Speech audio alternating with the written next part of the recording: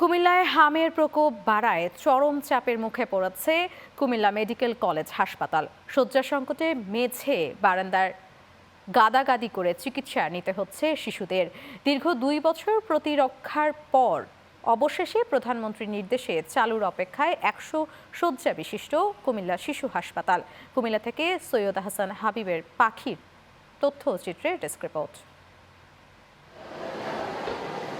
হামের সংক্রমণ বাড়তেই Comilla medical college হাসপাতালের শিশু বিভাগে উপচে পড়া ভিড়।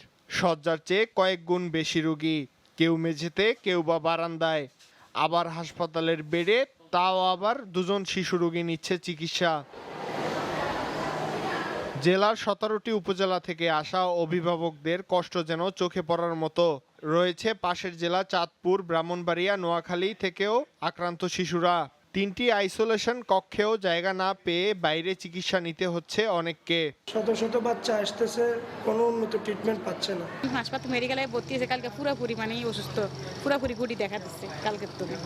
এদিকে কুমিল্লার পদুয়ার বাজার বেলতলিতে 3 একর জায়গায় 2020 সালে প্রায় 36 কোটি টাকা ব্যয়ে আধুনিক ডিজাইনের 3 তলা বিশিষ্ট 100 শয্যার শিশু হাসপাতালটি 2024 সালে সম্পূর্ণ প্রস্তুত হলেও এখনও চালু করা যায়নি। হাসপাতালটি দ্রুত চালু হলে বৃহত্তর কুমিল্লার হামে আক্রান্ত শিশুদের জন্য নিশ্চিত হবে মানসম্মত চিকিৎসা।